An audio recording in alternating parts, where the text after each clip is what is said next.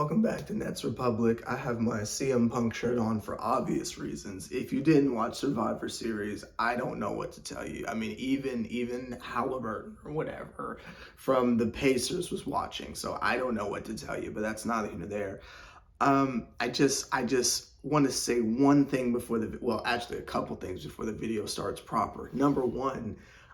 This vlog of me at the Hawks game, well the Nets game, excuse me, is probably going to go the way of the jersey, of the jersey deep dives. I'm gonna get it out eventually. Y'all gotta give me a second. I'm having some technical difficulties with the footage, but that vlog is on its way eventually. Give me a couple weeks. I'll post it. It'll be really out of date, but I will indeed post it.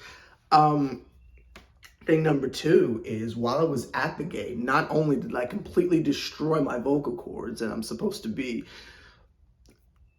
recording our first official single in the studio in a couple days, and I've destroyed my voice, but that's not even there, so I'm gonna get killed for that. But I realized something, which is one of the reasons that led me to lose my voice. When I was there, you know, it's a Hawks game, right? Y'all know how I feel about the Hawks, right? And you know this is serious because I said about and not a boot. The game starts, it's all the action and fun and excitement. And then the game itself starts, you know, Hawks versus Nets. And I'm surrounded by nothing but Hawks fans. You know, if it's a Knicks game or anyone else, it's normally pretty balanced at the State Farm Arena. But for the Nets game, there had to have been maybe 3 Nets fans in the whole building. And even me, I was wearing a Ryan Howard shirt, so it's even I was a double agent. But it was the way that the Hawks fans were just talking trash about the Nets, and I'm just wait a minute, and it was just so fascinating because it's when faced with a true either or, it was wow, did I make that decision immediately without a second thought? I was pure Brooklyn the entire night. Patty Mills was looking at me crazy. Wesley Matthews was looking at me crazy. A couple of their rookies who I don't know was looking at me crazy. Trey was giving me such a side eye the whole night, but I didn't care because it quickly became a situation of, wait a minute. I don't know who y'all think y'all are, but you're not going to disrespect my team. And all of a sudden, it was I didn't even care about Atlanta. I was just so Brooklyn, especially when we went to overtime, especially when Claxton was blocking Trey. I was literally beating my chest and screaming at children. I'm surprised I didn't get thrown out. I'll be honest with you, I'm surprised I didn't get thrown out because I was going so wild in there because all them Hawks fans had to be silent. Silencio, Bruno. Silencio, Bruno. Every last one of them had to be silent and succumb to the greatness of Mikal Bridges, the magical disappearing man. Now, did I foresee that the Nets would choke and probably lose in overtime? I knew it was going to happen. I was just hoping that it wouldn't, and I was praying for a miracle, but that's what I get for praying. But that's not here to there. So the Nets ruined my Thanksgiving a little bit, but that's not here to there. The point is, it was this moment where I just realized very, very, very quickly that, I don't have any doubts of who my favorite team is, but if there was any doubt whatsoever, there is literally photographic evidence. Go back and look at the highlights of the game. Look under the basket. You can literally see me jumping up and down screaming. I made eye contact with Royce O'Neal 3 times because even that man knew, oh, that's a Brooklyn fan. Even Royce knew. But that's not a hint of there. I just want to throw that out there because I know there's a running joke on the entire internet that I am secretly I don't care about the Nets anymore, and it's I'm in it. So it was just very fascinating that it's when push came to shove, I am all Brooklyn. I am all even literally a foot away from Trey Young. I am literally all Brooklyn. It was very fascinating, and it was a learning experience for me too. I thought it was going to be a very tough game to cover. But no, I could not have been more Brooklyn than in that moment, but that's not here or there. Anyway, let's get to the shenanigans. Last night's game, we played the Miami Heat, and the biggest example of Russell Crowe I think we've seen since last season proper. I'm not going to do the, oh my God, it's Russell Crowe gag, because again, my voice is destroyed, and I got band practice in like an hour, so I'm trying to preserve myself, but that's not here or there. Y'all, the entire team was hurt except for thick old Kyle Lowry, Mr. Thickums himself. So, should it have been that difficult to blow them out? No, it shouldn't have. But it was great that it was somewhat competitive. It kept me from falling asleep. I actually watch it on a treadmill for a change or whatever. I'm trying to like switch it up. Like, I feel like if I'm just sitting on the couch and it's late and I'm watching the game, I'm going to fall asleep, especially if it's against teams I don't care about. So it's like I'm trying to like do things while I'm watching the game to make sure that I'm awake. But that's not here there. But it was good that it was competitive at times. I don't think they ever took the lead from us, but it got very close on multiple occasions. But it's good to see that Mikal Bridges and Cam Johnson are in their zone of no, when there is no Cam Thomas, you need to take over. And even when Cam Thomas comes back, as much as I think we should just let Cam do his thing, let Claxton do his thing, and everyone else is a role player, it is good that our two star players, like the Twins or whatever, are acting like what their contract would imply. Again, whether you want to call it a max or whatever, we are giving Cam Johnson a lot of money.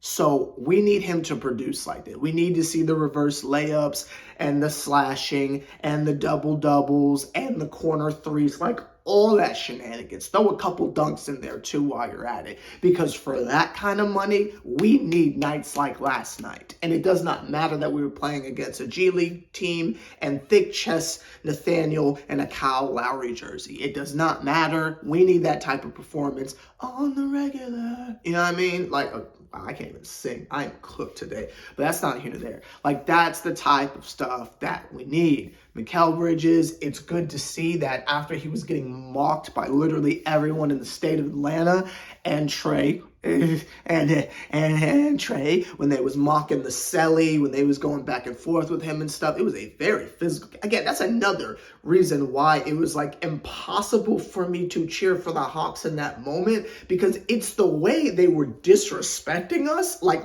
not just the fans but the players. And I'm like, where did Tajante Murray get on? You know what I mean? Like where does Clint Capella? Where does Onyeka Okongwu get off talking trash? But that's not here there. So it's good to see that after a mildly embarrassing performance like that, I mean, yes, score-wise, he scored a lot, but you obviously want the dub. It's good to see that Mikal is still in that zone of understanding, no, I am the star of the team.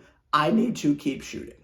And you don't have to, and maybe Jacques Vaughn doesn't like this, but you don't have to keep going by the scheme of whatever's being drawn up if that's not your game, right? If the threes aren't falling like they should be falling, get in the mid-range. Hit that stupid little fadeaway midi thing you do. If it goes in, you know, that's your shot. Get to your spot and play your game. If you want to slash and hit fadeaway middies all night, you be Iverson and you go do that, because that's your game. Don't listen to Jacques telling you to take a million threes or whatever. He's not going to pull you, you know.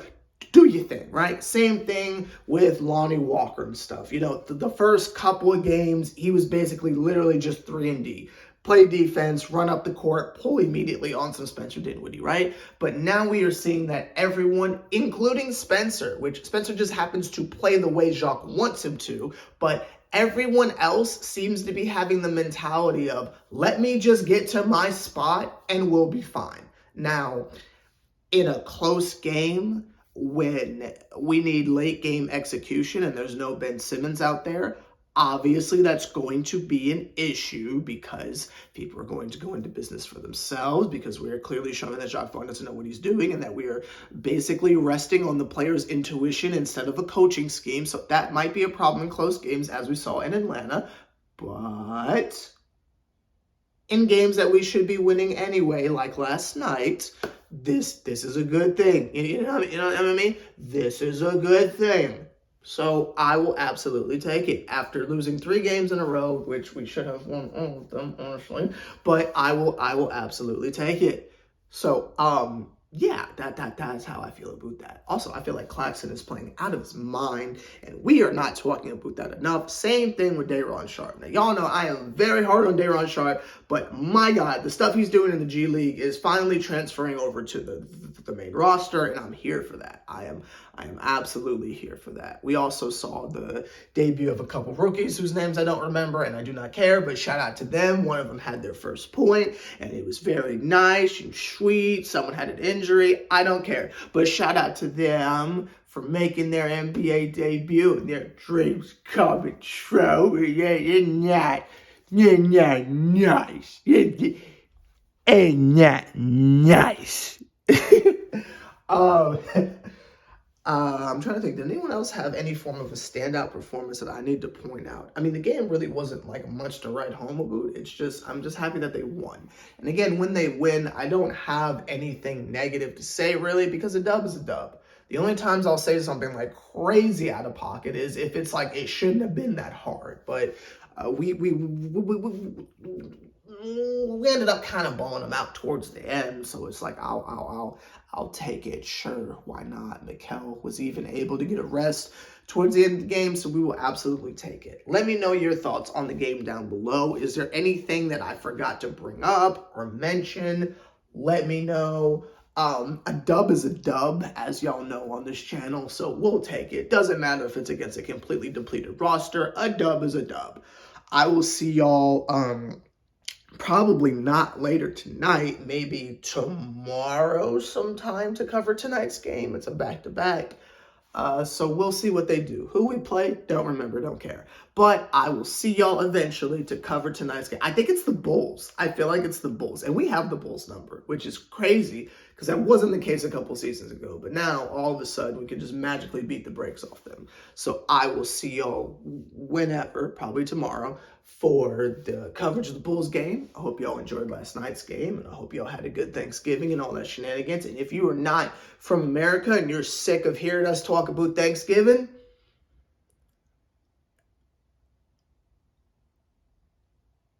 touche. I'll see y'all later. Sever the bond. Nets Republic. That man back. Which again, just like, let me just take just a quick second. If you watch AEW, it's like, oh, here he is again. Like, it didn't hit the same.